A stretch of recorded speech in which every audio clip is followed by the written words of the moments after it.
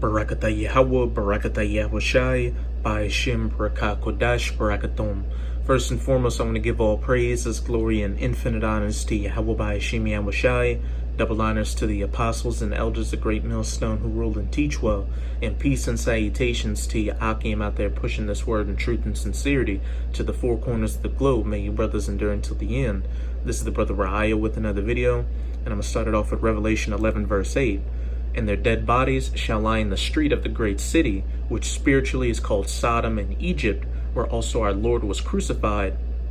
And those dead bodies are referring to you so-called Negroes, Latinos, and Native Americans who are the true children of Israel. You Israelites that haven't woken up to the fact that you are Israelites, or you have heard that you're Israelites, but you refuse to hearken back unto your power, Yahweh Ba'ashim Yahushai. You want to be everything under the sun but who you truly are. You want to be Americans, you want to be African Americans, you want to be Negroes, you want to be black, you want to be Latino, you want to be Native American, you want to be Hispanic, you want to be a Buddhist, a Muslim, a Christian, a Baptist, an atheist, etc., etc. You're in the congregation of the dead. And that great city is referring to the United States of America, which, as it says, is spiritually called Sodom and Egypt. It's called spiritual Egypt because it's doing the same thing that ancient Egypt was doing. It's a place of hardcore bondage and slavery for the children of Israel. This place was never meant to be your rest. That's why you can never seem to find a break in this country. And also, this spiritual Egypt uses a lot of the same customs, idols, and witchcraft that ancient Egypt used. Just look at the back of your $1 bill or the Washington Monument. And the reason it's called spiritual Sodom is because in ancient Sodom and Gomorrah, being a sodomite was promoted, being a lesbian was promoted, being transgender was promoted, being a pedophile was promoted. And what's the United States of America known for? Promoting LGBTQ rights. It's okay for sodomites to marry. Being transgender is no longer considered a mental illness. You name it. And where it says, where also our Lord was crucified, that's referring to the fact that the original image and name of the Son of the Most High, Yahushai HaMashiach, who is a dark-skinned Negro, has been replaced by that false image of that so-called white man, Caesar Borgia, called Jesus Christ. But in this video, I'm going to be dealing with why this great city is referred to as spiritual Sodom. This is an article from the strategicculture.org titled, Frankenstein Designer Kids, What You Don't Know About Gender Transitioning Will Blow Your Mind. Just as in ancient Sodom and Gomorrah, a man could think he was a woman and dress like a woman, or a woman could think she was a man and dress like a man, they're doing the same thing in this spiritual Sodom, but with medical and scientific advancements. These double-minded people now can have surgeries to mutilate their bodies and try to be the opposite sex. And it's gotten so bad that now you've got young children wanting to do a gender transition. The medical community is monkey-wrenching with not only Mother Nature, but with the lives of children, with radical and irreversible experiments that have not been proven to promote their happiness and well-being. Puberty-blocking drugs, mastectomies, vaginal surgery, and fake penises, all with zero chance of reversal. These are just some of the radical experimental methods being used on children. The madness must stop. And it will stop because very shortly, Yahweh Ba'ashim Yahushai is going to return to save the elect and put the final nail in the coffin of this wicked kingdom, the United States of America, which is spiritual Sodom and Egypt. 200 million missiles are going to hit this place, as well as the laser beams from the chariot of the Most High. Imagine that you are the parent of a 5-year-old boy who innocently informs you one day that he is a girl. Of course, the natural reaction would be to laugh, not phone up the nearest gender transitioning clinic. You have no idea how your little boy came to believe such a thing. Possibly it was through something he heard at the daycare center, or maybe a program he saw on television. In any case, he insists that he identifies as a female. Eventually, possibly at the encouragement of your local school, you pay a visit to be a physician. You hope this medical professional will be able to provide you and your child with some sound counseling to clear up his confusion. Prepare yourself to be disappointed. Your doctor will be forced, according to state and medical dictate, to follow the professional guidelines known as affirmative care, it sounds nice and harmless, doesn't it? In fact, the program could be best described as nothing short of diabolical. The medical harms of hormonal and surgical interventions for gender dysphoric children. Following the affirmative care approach, the doctor is required to follow the child's lead, not vice versa, as many people believe the doctor-patient relationship in this particular case would best work. In other words, if the child tells the doctor that he believes he is a girl, the doctor must comply with that reality, no matter what biology tells him or her to be the case. But this is just the beginning of the madness, and this is complete madness. They're talking about how it's going to be against the law for a doctor to turn away a young child who thinks that they should be the opposite sex and should be allowed to get surgery to mutilate their bodies to be so. Paper Magazine. The Trump administration has ferociously attacked my community again. 40 trans and GNC people sound off on Trump's memo. We won't be erased. And Trump isn't against sodomites or transgenders. He may put up that image, but secretly he's on board with the agenda of the elites. This is an article I used in a previous video on ZeroHedge.com titled, Grinnell Launches Trump Admin Effort Towards Global Decriminalization of Homosexuality. U.S. Ambassador to Germany, Richard Grinnell, is spearheading a global campaign by the Trump administration to end the criminalization of homosexuality in dozens of nations where it is illegal to be gay, according to NBC News. News of the effort, which has reportedly been in the works for some time, comes after Iran made headlines for executing a gay man. Trump being a Bible-fearing conservative is just a front. He's a degenerate like the rest of these elite Edomites. As the child's parent, you will be encouraged to start referring to your son as your daughter and even permit him to choose a feminine name as well as matching clothes. Teachers will be instructed to let your son use the girls' bathroom while at school. The question of the social stigma attached to such a lifestyle change, complete with bullying, is rarely brought into the equation. And gender-neutral bathrooms have already proved to be a failure. There is a case where a grown man went into the woman's bathroom and assaulted an underage girl. Therapists will seldom discuss with the parents the social implications of such a mental and physical change. Indeed, many will insist the changes are reversible should the child one day have a change of heart. If only things were that easy. Let's pause for a moment and ask what should be the most obvious question, especially among medical professionals. Is it not terribly naive to support the fleeting belief of a child who still believes in Santa Claus that he/she is the opposite sex? Isn't there a visibly high possibility that the child is just confused and the thought will pass? Moreover, why did we never hear about such episodes just 10 years ago, yet today we are led to believe it is some sort of epidemic?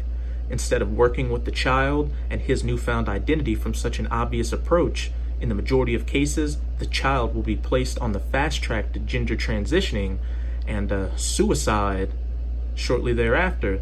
This is where the horror story begins.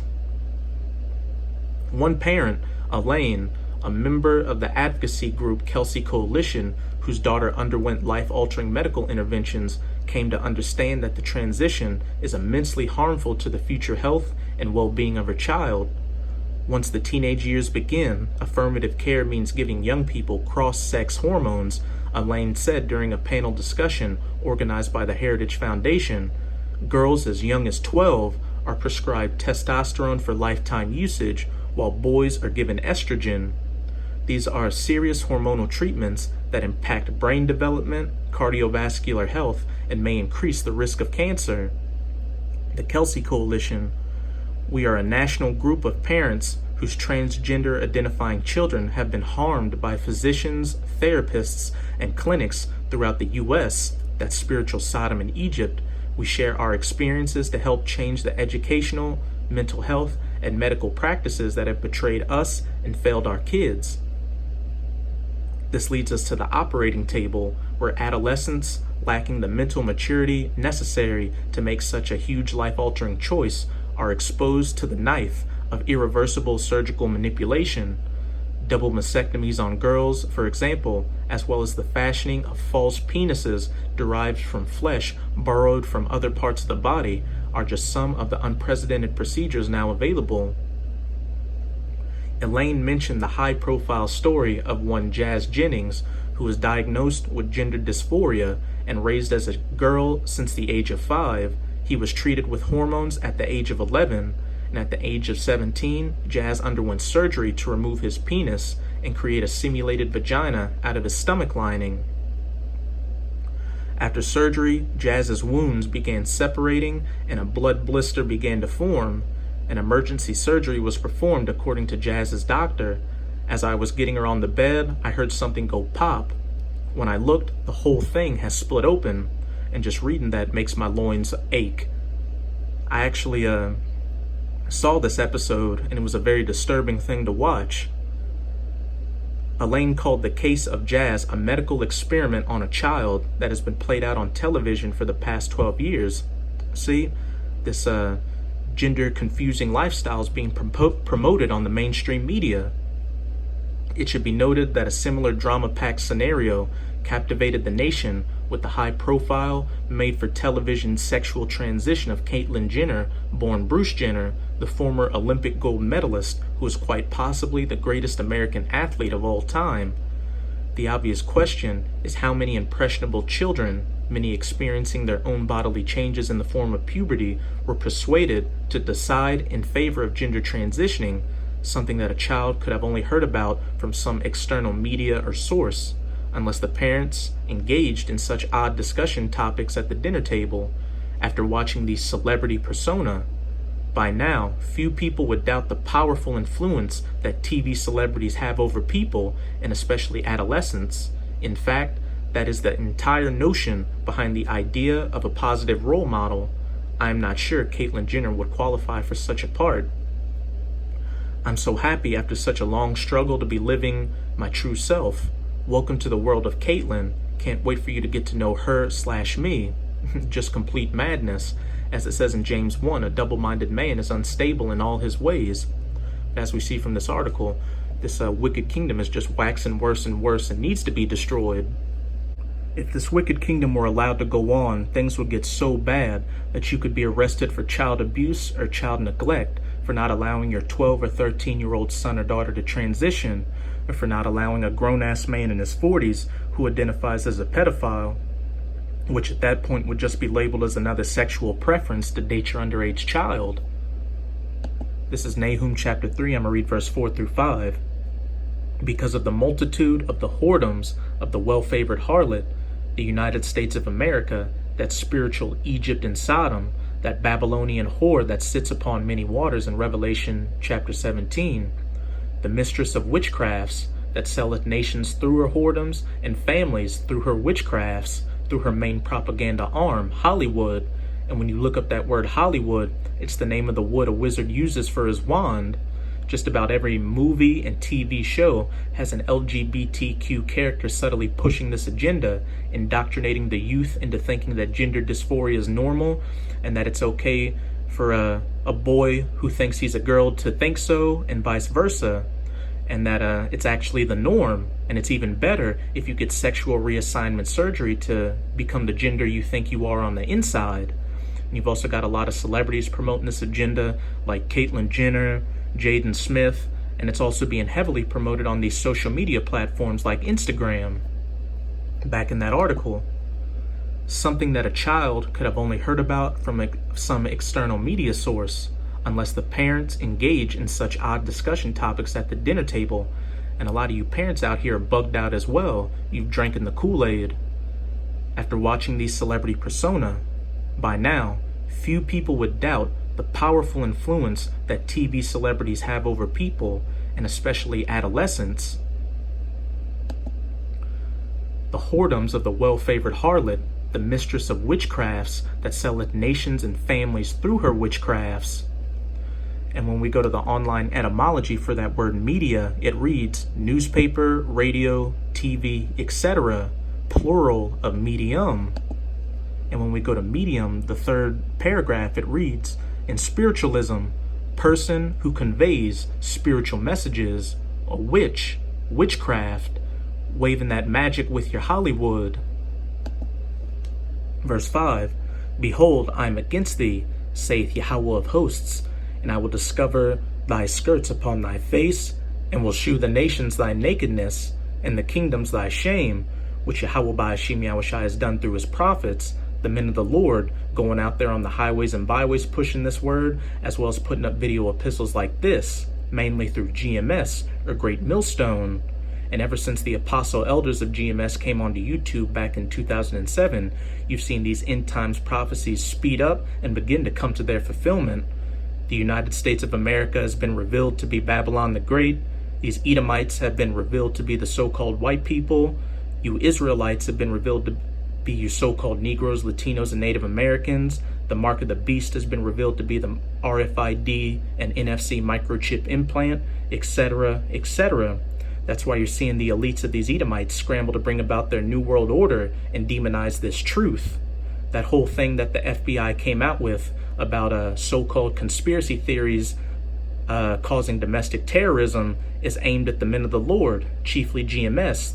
They want to label this truth as a conspiracy theory that causes domestic terrorism so they can take us off the highways and byways and take these videos off the internet. But it's already too late. This word has gone out, and the elect are just about sealed if they haven't been sealed already. And the judgment for this well-favored harlot, as I said at the beginning of the video, was destruction by 200 million nuclear missiles, as well as the laser beams from the chariot of the Most High. This is Isaiah chapter 13. I'm going to read verse 19 through 21. And Babylon, the virgin daughter of Babylon, Babylon the Great, the United States of America, the glory of kingdoms, that golden city, that great city, the beauty of the Chaldees' excellency, shall be as when the Most High overthrew Sodom and Gomorrah. And as I've been saying, what's the United States been referred to as in Revelation 11 and 8, spiritual Sodom. And how was that ancient Sodom and Gomorrah overthrown? By fire and brimstone from the sky. And this modern day spiritual Sodom is going to be overthrown by modern fire and brimstone from the sky, those nuclear tipped ICBMs. It shall never be inhabited, neither shall it be dwelt in from generation to generation, neither shall the Arabian pitch tent there, neither shall the shepherds make their fold there. After these 200 million nuclear missiles, as well as the laser beams from the chariot of the Most High hits this place, it's going to turn it into the biblical lake of fire from sea to shining sea. And after that, it's going to be a desolate wasteland where no person's ever going to inhabit again. It's just going to be remembered as what a wicked kingdom looked like and how not to govern the earth. Only desert creatures are going to dwell there, as it says in Isaiah 13 and 21. But wild beasts of the desert shall lie there, and their houses shall be full of doleful creatures, and owls shall dwell there, and satyrs shall dance there. So with this video, I hope you sincere Akim out there were edified. Just keep holding on and pushing this word. We're almost out of this final wicked captivity of Esau Edoms. And with that, I'm going to say a Baba Bol, Kwam Yasharala. Till next time, Shalom.